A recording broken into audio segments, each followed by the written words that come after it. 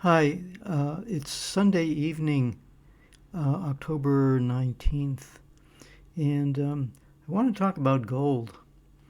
You know, this goes back kind of a long way. I don't know whether it serves me or it hurts me, but in any case, I have a long memory. And after 9/11, after the attacks on 9/11, I was immediately skeptical of the narrative that we were being told, and as a result, I met a fellow named Mike Rupert, who was one of the original whistleblowers about 9/11, and he gave a talk in November of 2001, which really blew the lid off of my world understanding. He explained the incredible depth of corruption that is embedded in the U.S. government, and so I followed him for quite a while. He ended up committing suicide actually in 2008, but he predicted collapse of the Western system at some point because he just saw it as untenable. But in any case, in 2003 or 2000, I think it was in 2003 or 2004. I'm not sure which year. He gave a presentation in my area, and he brought along this woman named Catherine Austin Fitts. Now, Catherine Austin Fitts was an investment banker, conservative Republican, working for a company called Dillon Reed, and she got a job working with the George H.W. Bush administration, I believe, and she uncovered $59 million of absconded, or what is it? What is the word? Embezzled embezzled money from the Department of Housing, Urban and Development. And for her honest efforts, her career was destroyed because you're not supposed to do that kind of thing. You're not supposed to uncover and much less expose, embezzlement. But in any case, so she and Mike Rupert gave this talk, and they were talking about gold. And at the end of the presentation, I went up to this woman, Catherine Austin Fitts. She's still around. She has I think, a website called Solari, or something like that. And she speaks of things from a more conservative political point of view, but she's a truth teller. So I said, well, what do you think about gold? And because we had just been through the dot-com crash in 2000, and people were beginning to kind of wonder about the whole U.S. financial system even back then. So I asked her, what do you think about gold? And she said, well, I'm not a financial advisor, but yeah, I think it might not be a bad idea to buy gold. So I ended up buying a couple of gold coins or something, and they were going for $400 at that point. So, which I thought was, and I kept them, but then I sold them. I don't know what happened. But in any case, I've kind of, watched the gold market for any number of years. And but what I've seen in basically the last, like 2-3 years, gold has really taken off, and now it is absolutely going. As I've been using this term, ballistic. It's like, the chart was like, like that. It's just going vertical at this point. New highs every day, multiple highs within a day, that sort of thing. So I thought I should address this point. And there's a number of issues here that I think are affecting this rise in gold price. The first thing, and I'm going to talk about them not in any particular order, but because I just listed them. So one of the main issues is that central banks are buying gold. One of the big controversies that has arisen is the idea of cryptocurrencies, and particularly Bitcoin. And Bitcoin was supposed to be the answer to the bankers' financial system, which has hurt a lot of people, and they people feel it's a method of vast control over the world. Essentially, the bankers, there's an expression, all wars are bankers' wars. And so the idea is that, especially from libertarians and people who are think looking at libertarian type terms, that Bitcoin is kind of the answer to it. And I can understand that. But on the other hand, what I think is also equally important is to look what the quote unquote smart money does. And you have companies like El Salvador who are buying Bitcoin, and you have countries like Sikkim, I think it is, that owns Bitcoin. In Argentina, I think they want to make Bitcoin even the national currency, something like that.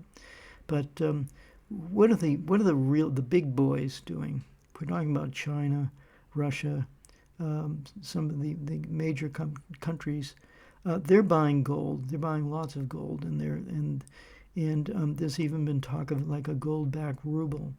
See, the United States actually had a gold-backed currency going, I guess, back in from 1933. President Roosevelt sort of, I don't know exactly what happened. He basically demanded people send their gold back to the government and their gold coins, because the U.S. dollar was on the verge of collapse at that point because of the Great Depression. But in any case, people could still own jewelry, I imagine. But the dollar was backed by gold for a number of decades. But in around 1970, it was during the Vietnam War. The U.S. was deficit spending, spending way more than it was taking in tax receipts, and as a result, there was pressure on the dollar.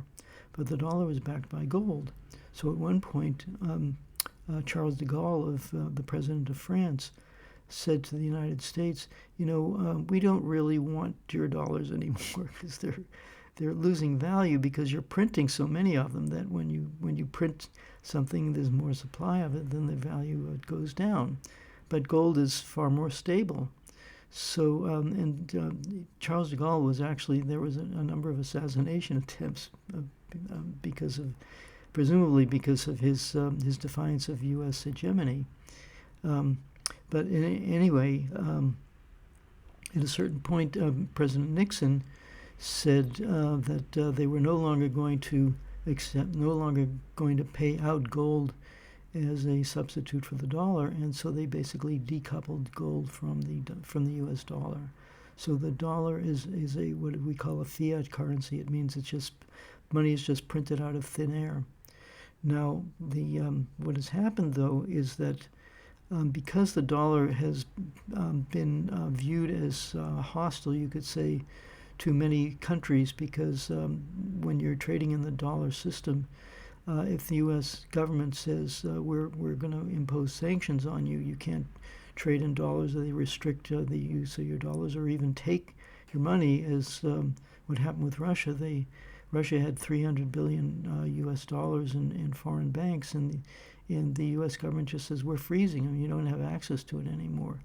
So people are thinking, well, maybe we need to do something about this. So you have currencies like the ruble and the Chinese yuan that with those governments buying massive amounts of gold, it appears that what they're trying to do is to basically create more gold-backed currencies, which further undermines the dollar. So that's one big aspect of what is going on. It turns out, though, that a big news is that China just set up a new trading platform in Shanghai and plans to have facilities to store gold in Hong Kong and Saudi Arabia, and I think also in Shanghai. I think there's 3 places. So, but you see, in the past, when people bought gold, or let's say Venezuela, it had several $1 billion worth of gold, and it was storing it in vaults in England, and the British decided that we're just taking it. It's like this is the freedom and democracy crowd. Thinks that they can just steal anything they want. So as a result, people are and even in Germany. Germany had some doubts about keeping its gold in the United States vaults. I think the reason why they kept it there was because they were afraid that Russians were going to come in and steal their gold. just like the United States in Libya, they invaded Libya, and suddenly Libya's gold reserves vanished on a cargo plane. So people are thinking, well, maybe it's not such a good idea to store gold in U.S. banks. Maybe we should store them with Chinese banks. But the thing is, when you store it with a Chinese bank, it's off of the U.S. and Western trading system. So that undermines the Western control of the financial system, because there's some evidence for a long time. There's been evidence of gold price suppression. In other words, when gold was going up in value, the central banks would essentially sell. They would what was called short sell. They would borrow gold and then sell it on the market to drive the price down. And in some cases, they were even doing what is called naked short selling, which means they didn't even own the gold. They were just putting in an order to sell gold that they didn't even have, and that drove the price down. So there was it was kind of like a rumor among in the gold bug community. There's a whole subculture of people who are called gold bugs, because they feel they're really infatuated with gold as the ultimate currency. Now, there's other issues. The fact that there's a lot of global instability. The fact that the United States is 30. Last I counted, it was $37 trillion in debt. The European Union countries are also very deep in debt. And so because of this kind of global instability and uncertainty, there's been a tendency towards buying gold. But as I mentioned earlier, this shift to gold really started decades ago. So, even though it was $400 back in 2003, it went up to $1,000 or more. It actually in the 1970s it actually hit $800 an ounce. It went from $35 an ounce, which was the pegged price of gold under Franklin Delano Roosevelt, until Nixon unpegged that, and immediately the price within a very short time went up to from $35 to $800. But then I guess you could say the short sellers came in. It got, as they say, overbought. People bought so much, they were so excited by this rise that they bought into this rally. And then the manipulation of the bankers drove the price down, and it stayed down in the $300 to $400 range for a long time. But it has been gradually creeping up. So at this point, it was like in 2022, it was trading for about $1,600 an ounce, something like that. But it's now trading at over $4,000 an ounce. I think the last I saw was about $4,200 an ounce, and this has all happened just in the last 3 years, and especially it's really taken off in the last year. So I thought I should just bring this to people's attention, because what this looks like to me is it's symptomatic of the loss of control by the West of the international financial system. I think that there's a good possibility, and this is the main point, there's a good possibility that there has been price suppression of gold by the Western banks, and as they lost control, as the major competitors, Russia, China, and India, and other countries, have loaded up on gold, they've essentially lost the ability to suppress the price of gold, and so we're finding something what we would call price discovery, which means that when the market is unable to manipulate the price, it finds what the real market actually thinks it's worth. And as I say, it looks like it's about $4,200 right now, and there are predictions that it could go as high as $6,000 in the next couple of years. So just thought that would be. I wanted to just bring that to people's attention, because it does seem it's symptomatic of what is going on, and also I'm certainly not going to give any investment advice, especially now, because if I had given this talk, a year ago, people would have kind of, laughed at me. But in fact, I have family members who said, Eric, what do you think about buying gold? I said, yeah, you should definitely buy some gold. But even then, I was very conservative because I thought, well, you can't be sure, and I don't like to present myself as an expert. But now at this point, I can say, well, I told you so, because gold really is going up in price, and it looks like it's going to continue to do so. So that's what I want to talk about in this particular video. There's a couple of other things I'm going to be discussing in other videos. But thanks again for listening. Please remember to support my channel if you can with a donation, or you can become a member of Substack, or you can buy me a coffee, or you can contribute to my PayPal, or you can buy a what I call my information billboard T-shirts.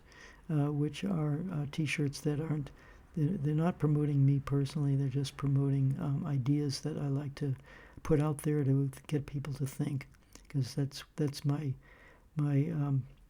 Substack channel is called Inquiry and Thinking, and the main point that I'm trying to make in my videos is that if you feel that you're under control, if there's things that are going on and you just don't feel good about it, the way out of that is to ask questions. And when you hear something going on, you say, is that really true? And also, whose interest does it serve? Just to kind of close out as a good example of this, we see these No Kings protests going on right now, and I just it's valid. I think, I just saw a video. I think J.D. Vance put it out, where they show Donald Trump putting on a crown and a royal robe and taking a sword, as if Donald Trump is going to become the king of America. And I was like, haven't we been through this all? I think we fought a revolutionary war to get rid of kings. And we want this guy to come back as a king. I mean, give me a break. So, but when you inquire into it, it turns out that the No Kings movement is heavily influenced by the Democratic Party, and they talk about oligarchy and so on. It's kind of like a Bernie Sanders kind of movement, but they don't talk about the foreign relations aspect of it. They don't talk about the military-industrial complex aspect of it, from what I can tell. Maybe I'm wrong, but that's the impression that I get. So it looks to me like a kind of a way of keeping control over the Democratic base. But that's just an example. But, the further example, of course, is getting back to gold, is when you see the price of gold going up, you have to ask, what is actually going on here? And so the purpose of my presentation today is to give you some ideas of what I think is going on. So that's it for this presentation. Thank you again for listening, and I will see you in the next video.